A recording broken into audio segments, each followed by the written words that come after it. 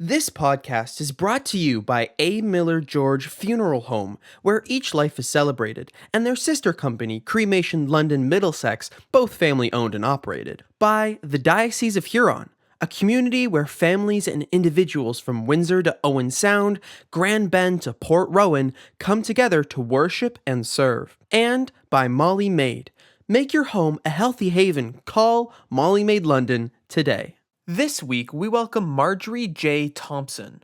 Marjorie is an ordained minister in the Presbyterian Church. She has served as director of the Pathway Center for Spiritual Leadership and as a spiritual director to Companions in Christ, a program outgrowth of the Pathways initiative of Upper Room Ministries. Marjorie has exercised a ministry of teaching, writing, and spiritual guidance for many years. Marjorie joins us to discuss her newest book, Courage for Caregivers, Sustenance for the Journey in Company with Henri J. M. Nouwen. Drawing on the writings and wisdom of Nouwen's themes of caregiving, this book is an invaluable resource for those offering care and the communities that support them.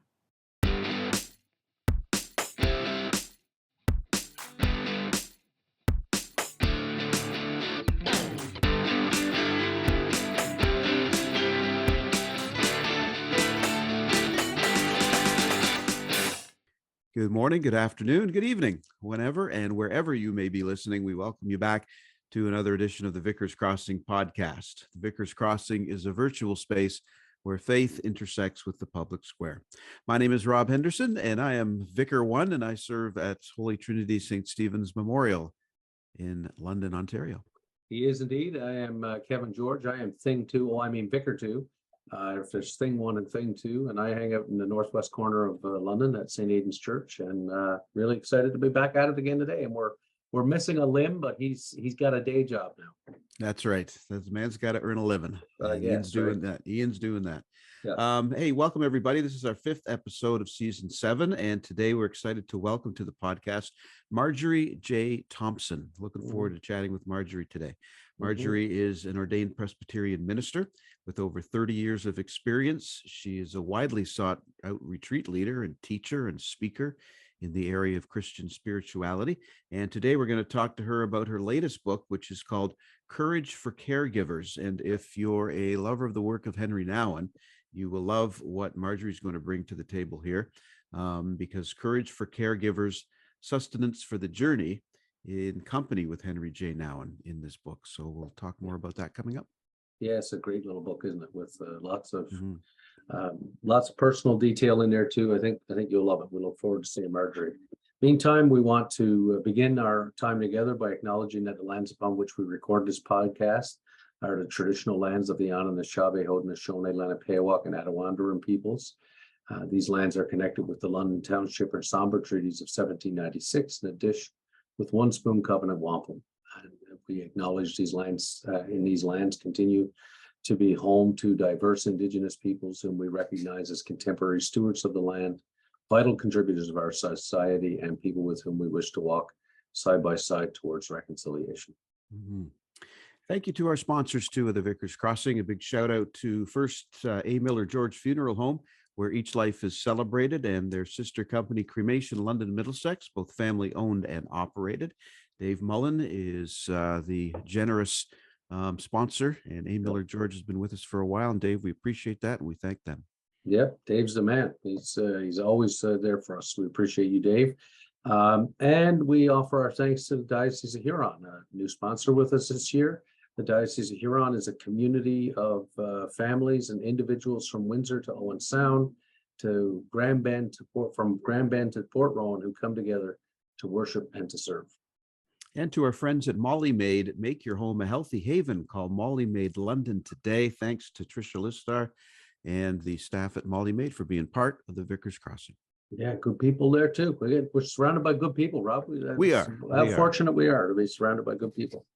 And we are going to welcome another good person into the podcast today, and that's Marjorie, and she's coming in right now. She's rapping at the door. Let's get her in here. And we are so happy to have Marjorie Thompson with us on the Vicar's Crossing podcast. Marjorie, we welcome you. We are thrilled to be able to talk to you today, talk about this wonderful book that you have, Courage for Caregivers. So how are you? Thank you so much for the invitation. I'm well. doing well in this year that almost feels like post-pandemic. Yes. Almost. Definitely. Definitely. Yeah. Yeah. Now you're in Nashville, is that right? Yes, that's right. Okay. Okay. Is that kind of born and raised there, or how long you been in Nashville? No, I have been here a long time, since 1985, so 37 years in the general vicinity. Okay. My husband and I moved in 85 for his work. Yeah. Okay. But we're East Coasters to start with. Oh, are you? Okay. Well, you're Okay. looking at an East Coaster here. I'm from Newfoundland, the far East Coast of Canada. You can't get further That's east than right. that Yeah, that's right. on this That's continent right. anyway. That's very true. Yeah. Well, so you're not down on Broadway necessarily in Nashville. Like you're not right down. No, I am not downtown, but I am in the city limits of Nashville now. Beautiful yeah. place. Good. Beautiful place. Well, look, we want to talk about this incredible book. I was so excited when the publisher sent us these, because Rob can tell you that I'm a longtime fan of Henri Nouwen's. I've read probably all the books that he's written, and Wow. this beautiful book is not just a great personal experience that you share, but it's also, I believe, an incredibly good resource for parishes to use with caregivers, and something that we will certainly be taking to our communities respectively, Rob and I am sure. I wonder if we can begin by pointing out, you point out in the book that most of us will at some point or another in our lives finding ourselves in that space where we're caregivers for somebody in some way. We become the ones who take on primary responsibility for the care of at least one other human being. One of the great insights of Nouwen was his insistence on differentiating between care and cure, right? Yes. And that they're not the same, they're distinctly different. And while cure may come from care, Henri Nouwen has an assuring or reassuring way in his writings of reminding us that when we cannot cure, we can still care. He says, I see you in your pain, I cannot take it away, but I won't leave you alone. Can you say more to our listeners about this differentiation between cure and care, and why that's so critically important? Yeah. I really think this is one of the key spiritual insights that Henri brings to the whole concept of caregiving, and to his experience with it, which was considerable. We live in a culture that is so oriented to success and achievement, and that carries into the whole arena of caregiving. We want so much to cure. We like results, and the results that we want to see, whether we're the one who is sick or we're working with someone who, has special needs. We would love to find the cure. But what Henri points out, which I think is just so helpful, is that the focus on cure tends to orient people to success and status. And it's, I think it's something that sometimes some people in the professional medical field get caught up in, that the cure really becomes more important, and sometimes at the expense of real care for people. So as Henri points out, you can come back from the hospital cured, but feeling very depersonalized by the way you're treated. Because when doctors are successful, they can really come across as, the powerful one, the one with the knowledge, and you feel diminished sometimes as a patient. Well, that's a situation in which care and cure sort of go different directions. Yeah, and it's, having, and Rob can testify to this too, I think, but having been in countless situations where people are facing what is sometimes a terminal illness, and sometimes it's just aging out, getting to an age where, that we're walking through the elder years. But sometimes with the illness parts of it, the treatments are so aggressive, right? That it's almost as if, there's no concern for care. It's just, somebody may have months left and they spend those months in incredible agony because there's no care. It's just all trying to do something, which is, it's like putting a square peg in a round hole. It's not working. Right. Well, in many cases, it's really simply trying to extend a life that is on its way to departing this earth, and to put people through those sorts of aggressive treatments that have so many side effects, often very painful or debilitating in some way, doesn't make a lot of sense. But I think that's one manifestation of the emphasis on cure. Yeah. Whereas, if I may just say, please do, kind of on the other side of it, care, even if we cannot cure a person, our care, if it's genuine care and shows our love and concern and our respect for the other person, our willingness to listen deeply, to be present, there's always a healing dimension to that care that may be emotional or spiritual rather than physical. Right. Yeah, And offering that dignity, isn't it? It's offering, as our baptismal covenant calls us to do as followers of Jesus, respect the dignity of every human being, especially in those situations. Yes. Yeah. Go ahead. Sorry. Just to follow up a little bit there, Rob, as Christians, we don't believe that death is the final word. That's right. And so to help people come to that place where, a great transition is going to come between this life and the next, to help them approach that not with fear, right, but with a sense of trust and faith that, we're all in God's care.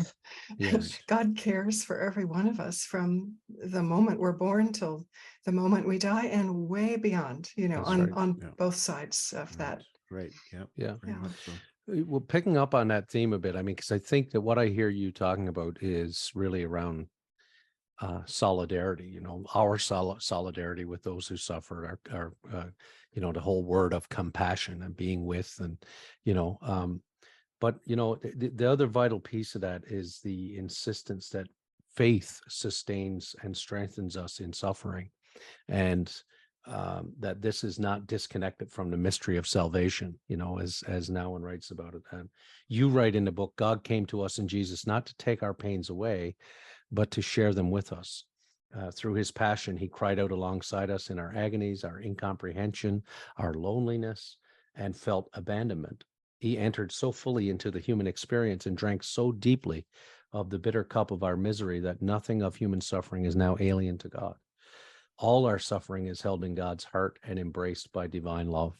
I really liked that, and it dawns on me that as we're heading into just a couple weeks now, we'll be coming into Advent as we prepare for the incarnational season of Christmas. I wonder if you can expand on this very sort of incarnational image, our notion of a God that stoops to become small and weak with us, is the way you write about it in the book, which I thought was really quite helpful. Oh, thank you. And Henri was so strong on this as well, that God comes to us in Jesus, meeting our own vulnerability with his, and simply to come into this life. I mean, the incarnation is a beautiful illustration, a powerful illustration. What could be more vulnerable than an infant? What could possibly be more vulnerable than a newborn infant? And I think that's one reason why so many people respond to Christmas the way they do, and to the message of Christmas, that it's a tiny little infant at the heart of it, and Right. and in a very vulnerable place, in a feeding trough, in a stable, not even in an ordinary home or an inn, but just a place where animals are. Most of us would consider it unsanitary. Right, yeah. A place to have a newborn child. Yeah. So the vulnerability of God's love for us coming in the person of Jesus, the incarnation of the Word, I think we can tend to lose sight of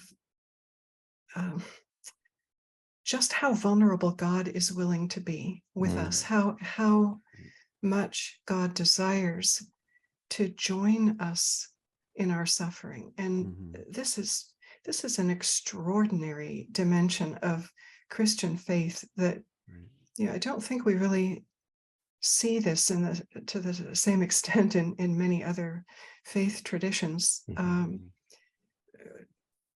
Now we do, I think, have sort of the triumphal side in Christianity as well, and many people like to leap straight over Good Friday and get to Easter Sunday, with a more triumphal expression. But the incarnation itself, the child in the manger, and the whole Passion, the whole of Holy Week, and the crucifixion are evidence of how far God is willing to go to enter into our vulnerability and suffering with us. And only beyond that do we get to the triumph, the resurrection. As you say, you can't. I mean, and that's the other thing we tend to do in church communities, even if we don't skip over Good Friday, is we forget the connection between, the wood of the manger and the wood of the cross, right? Like, I mean, that, this season that we'll come into in a little over a month now of Christmas is should be for us an opportunity, because we know the rest of the story, to sort of point towards what God is stooping down to do. Like, there's a whole lot more coming, and that's the part that we all find ourselves in caregiving so often is, loving comes with great cost. It certainly does. Love involves sacrifice. There's just no question. And, anyone who's ever had a child knows this. And I think the form of caregiving that almost everyone knows is childcare. It's likely not to be the only form, but I think it's mostly where we may begin in our adult life to experience caregiving. And what you have to sacrifice for the sake of your child, what you're willing to let go of your own dreams, and in order to foster the dreams of a child to become fully who they might be. Love by its nature goes out of itself to the other. And that is sacrificial in essence. So, yeah. And I found too, reading your words, Marjorie, that you were willing to be vulnerable in the book, because you shared a lot of personal stories. And I wonder if you could share with our listeners a little bit about how you came to know, there's a paradoxical truth that kind of suffering and joy are mysteriously intertwined with each other through the caregiving experience. And you had this with your mother and mother-in-law. I wonder if you could share a little bit about that with our listeners. Yeah. Oh, it is. I really think that just about every profound dimension of our faith, or let's just say of spiritual truth, is paradoxical. It's always paradoxical.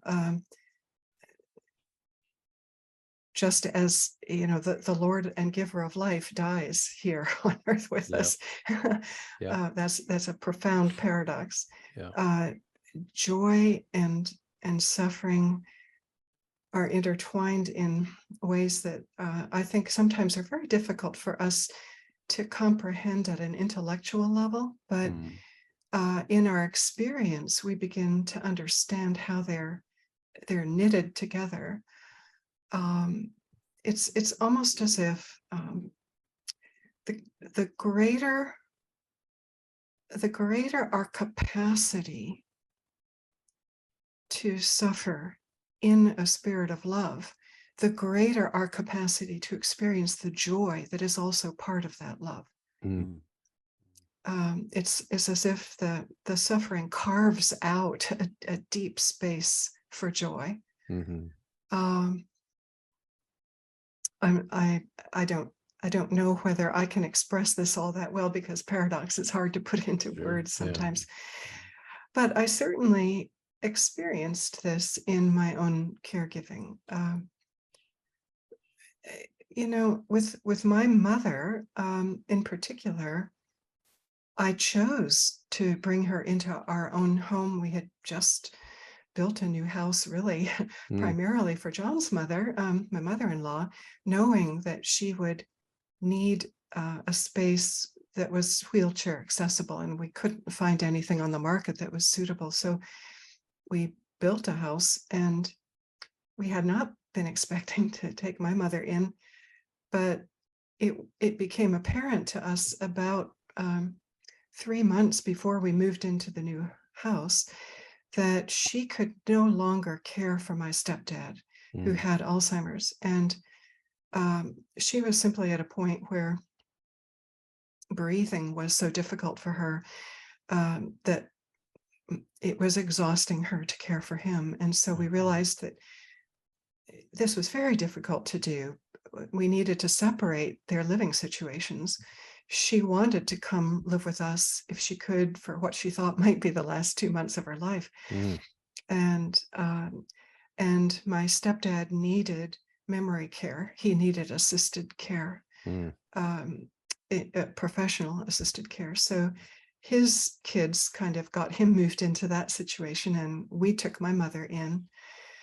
I wanted to do that because I wanted to be able to, I guess, it's an odd notion, but repay my mother some small measure of all the love and time and care that she had given to me. I thought if I could give her a fraction of that, it would be worth it. Now, because my love for her was so great, and I had real joy in caring for her at the end of her life, I wanted to do that. It made my suffering over her suffering much more profound. Right. And I think that's kind of how it works. That the deeper our love, the greater our joy in expressing that love, the more painful it is to see the suffering of one that you love. Right. So they kind of go together. Yeah, they really do. No, and you explained that very well. Yeah, for somebody who said he wasn't sure they could understand. I was like, yeah, exactly. I was thinking as you're talking. Yeah. One of the aspects too of caregiving that you talk about is this idea that caregiving can be physically demanding for folks, not just spiritually, not just with energy, but physically, and often lost on people is how emotionally difficult that is. Henri writes this: if the one we care for is a family member, we also may bear all the conflicting emotions of trying to support our loved one. On the one hand, there is the desire and willingness springing from our love for this person. On the other hand, our desire and willingness may be woven together with loneliness, resentment, guilt, shame, for unwanted thoughts and dreams of being free once more from the burden of care. And Marjorie, you open up in the book about how you experienced this in caring for your mom again. You wrote that emotionally I grieved, preparing for her loss. Having lost my father to a train wreck when I was 8 years old, my mother's role in my life was more central than any other, with the exception of John's. It was an absolute agony to helplessly witness her body racking cough and struggling for breath, a struggle I felt empathetically in my own body. With no time for my usual prayer practice, I felt spiritually depleted as well. I was hanging on by a thread, desperately trying to discern when Jean might be better served in a hospice residence. I yearned for freedom from the unyielding demands of her care, yet felt guilty for wanting a freedom that meant her death. And I think that a lot of our listeners can identify with this, and I certainly did, thinking back to the death of my father, who's in hospice, and going up to see him, and being involved in that for what seemed like forever, and it was about 2 months, but that constant, feelings of that. Can you share with our listeners the sense of relief with her entering that hospice care, and at the same time, kind of the feeling of guilt that accompanied that relief, like, because those two things are, I think, important to kind of flesh out a little bit. Yeah, and thanks for including something of your own experience with your dad. I think you're absolutely right. Those of us who have experienced caregiving for a parent or possibly a spouse, as we get older, that may be our situation too. It's such a complex mix of emotions. And I think it's very important for us to be able to acknowledge all of them, all of it, because it's just all so very human, so real, and to understand that it's okay to feel all those things. Right. Oh, yeah. So that God understands all of that perfectly, better than we do. And does not judge us for it. There may be other people who judge us, but they haven't experienced that complexity or dealt with it. So I would say in my experience, even though I wanted so much to care for my mother, the last 6 months in particular, and the last 2 months, I was so exhausted. I was just physically exhausted, and emotionally. The part that you read there, I do talk about how emotionally exhausting it was to watch my mother's suffering, how I felt that empathetically in my body. I mean, literally, I'd find myself trying to breathe for her unconsciously, because she was struggling for breath, and I would suddenly realize that I was taking these deep breaths as if I were trying to breathe for her.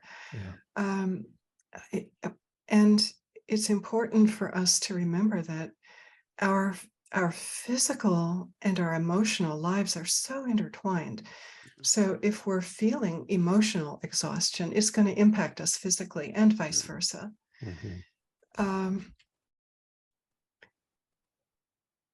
I felt that exhaustion. I felt like I was hanging on by my fingernails. I bet. Especially, when she was at the point where she needed help getting up at night. She was in an upstairs bedroom at her insistence. She wanted to be able to open her windows at night and feel safe. So, our bedroom was downstairs. I was having to run up and down at night to care for her, to get her to the bathroom and back to bed. Interrupted sleep, and then a full-time job to commute to.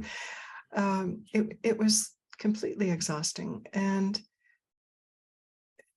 you have to take seriously that is going to impact your sense of well-being. It doesn't. It just means you're going to feel a lot of complex things together. The relief when she died, it was both profound grief and profound relief together. One did not cancel out the other. Right. And that's the complexity of our human condition that we need to learn to hold together and say, that's okay, that's part of it. We can feel profound grief and relief at the same time, and that's okay. I can't help but think, as you're thank you for your personal sharing here today and in the book. I was thinking of my own mother, who spent an extended period of time in long-term care, over 4 years in Newfoundland. I live a 3-hour flight away. 6 siblings there who tended to her regularly, and I could not imagine what it was like for them who were seeing her more often than I was, because I still remember, when I'd make my last visit, and it'd be 2 or 3 times a year, we'd go and we'd, spend some time. And I would say to Catherine and my wife as we were driving away, and it was a terrible facility. It was just but it was all that was available. And I still remember driving away this one day, and I think it was a year before Mom did actually finally die. And I said, I looked in the rearview mirror and I said, God, I hope that's the last time I see this place. And Catherine Ann saying, you realize what you're saying when you say that.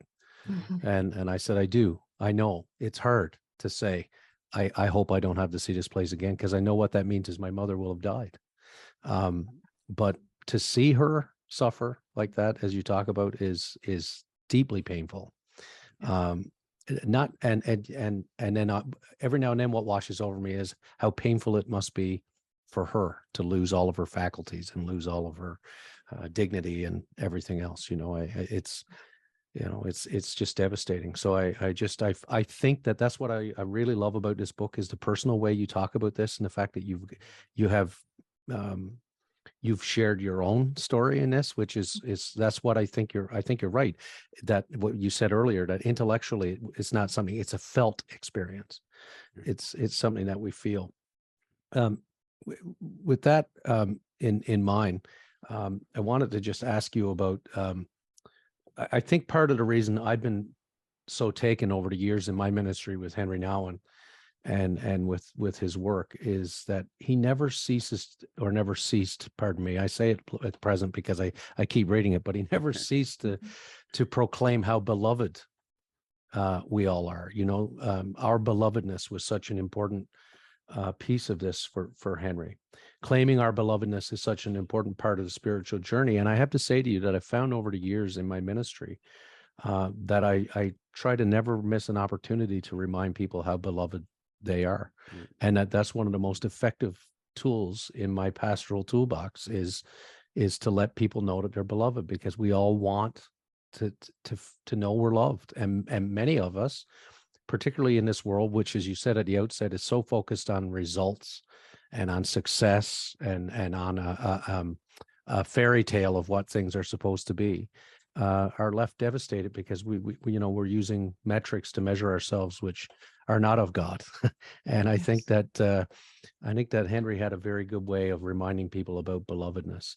In your incredible intimate telling of your relationship with your mother-in-law, Bab, I was like, wow, this is quite a story. I mean, you really did pour yourself into your mother and then your mother-in-law.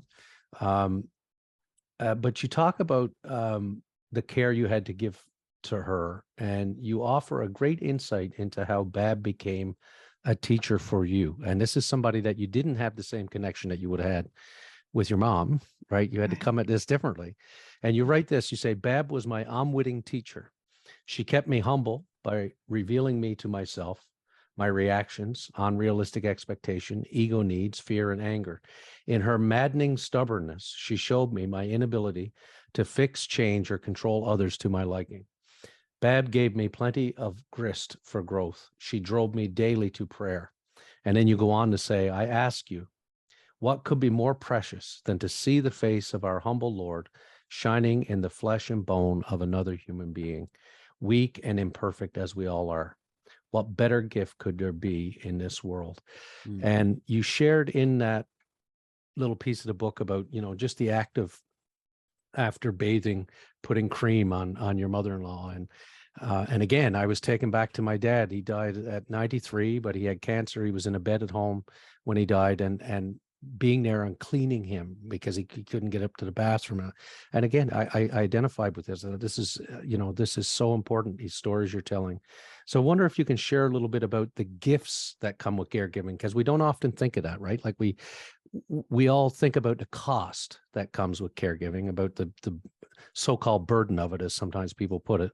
But there's a mutuality in caregiving, right? There's a give and take. And that notion of Bab, somebody who at times for you was not easy to care for, but you're able to identify the mutuality that existed between the two of you. I wonder if you can say more about that. Yeah. Yeah, well, thank you. Yes, this is another area where Henri so stressed the mutuality of all relationships, but particularly in caregiving. And I think what, just to kind of give a little backstory on Henri here that is in the book, the most poignant way of speaking of mutuality in a caregiving relationship is what he describes in his care for Adam. Yeah. Because, we wouldn't normally think that a person who cannot walk or talk or speak or feed himself or anything like that would be able to give us a sense of mutuality in care. What do we receive back from a person who needs that level of care? And yet Henri became aware that what Adam was able to offer to him, Henri, was what I would call an unconditional presence. Something that he never found at Yale or Harvard or anywhere else, No, right? Exactly. And of course, the core members at L'Arche, who are the handicapped people, that's how they used to speak of them anyway, handicapped. They didn't know who Henri was. They didn't know his writings. They didn't, Henri's achievements meant nothing to them. So his relationship to the core members of the L'Arche community was just about who he was, present with them. And I think that's where Henri discovered the genuine spirituality of mutuality. Right. And so I think, with that in mind, I thought a lot about my relationship with Bab, who was not easy, as you say, and I try to describe some of that. She had her own intellectual limitations, and probably was ADD, if she had been born, 20, 30 years ago, she probably would have been diagnosed that way. But it was really as I took to heart her belovedness to God, that complete unconditional love that God has for every single one of us, regardless of who we are, regardless of our capabilities, regardless of our personalities. As I could begin to see her belovedness in God's eyes, I think I was more capable of expressing love to her. Part of that was recognizing that she did not love herself. She believed in the love of God intellectually, but she didn't know it personally, and that was part of the issue for her. It was part of why she was emotionally distant. And I realized that my own mother had filled me with such capacity to be caring and loving. There was no reason why I couldn't give that to Bab. And I began to express love to her very physically, because that's what she needed. She was a concrete thinker, like a child, and she needed the physical evidence of it. So I just began, and I describe this in the book, I began to just lean over and give her a kiss on the cheek every night before I said goodnight. This was when she could still get herself in bed, but and I think she was very surprised at first. She didn't quite know what to make of it, because she had always really kept us at arm's distance in terms of physical affection. And then it didn't take long at all before she showed how hungry she was for that affection, that physical affection. And not only I did that faithfully every night, but John began to pick up on it and offer it to her as well. And I think it began to break the ice, so to speak, that sort of chilliness of her emotional distance. She could begin to hear me when I said to her at night, Bab, I love you. she began to actually get it, I think, because I could see it in her eyes when I said goodnight to her. Over time, this was, over months of time, and even really probably the last couple of years. But what I discovered with Bab is that by acting in love, physically giving her those signs of love, whether it was, putting the cream on her legs and arms after she was out of the shower, and that's such intimate care. You're right there face to face, and you can say things, and you look at each other, and you can see the light in one another's eyes. And those were the times when little moments of humor would bubble up, and precious, just absolutely precious moments that I know I would not have had with her if I had not had the opportunity to care for her. Right. And as Kevin alluded to, that was Nouwen's thing about that. That's the showing of belovedness, even without words. That's the kiss on the cheek, right? Say it's a way of giving people space to claim that belovedness, because of beautiful children of God worthy of that love. And that's incredible. Yeah. I'd like to finish off talking about care of others, but there's also self-care. Yes. Talk about the importance of, sustenance and caregiving. People who are caregivers often don't like to hear someone say to them, well, you take care of yourself now. Right. Like I've heard that, and that often people often being told that feels like, one more thing that they have to do. Oh, now I got to go figure out a way to take care of myself, even in amongst all this. Survival of sometimes very demanding caregiving does require self-care, though. And as you put it in the book, when we are in the trenches of long-term or sustained intensive care of others, self-care of some kind is not simply optional. Could you say a bit more about, maybe give us practical, realistic ways people could make room for that self-care and to sustain themselves, because it is so important? It is. It's just critical. I interviewed women who had much more demanding care situations than I did, with children who were medically fragile. And they were the ones who said, you can feel guilty when people say to you, well, take care of yourself, because it feels like one more thing you have to add. And it's so difficult to do. But on the other hand, each of them had to figure out some forms of self-care, or they could not have sustained what they were doing. I have found it really helpful. Henri was clear about this too. It's so important to be aware of what's going on inside yourself as a caregiver. When you are really pushing your own limits, and when you need to ask for help, very important to know when you need to ask for help, because it's possible to get to a place where you really are not able to give good care to your care receiver, because you yourself are just completely exhausted, or you're at a point where you're burned out. And to recognize some of the signs of burnout, which I do try to list a bit in the book, is very important.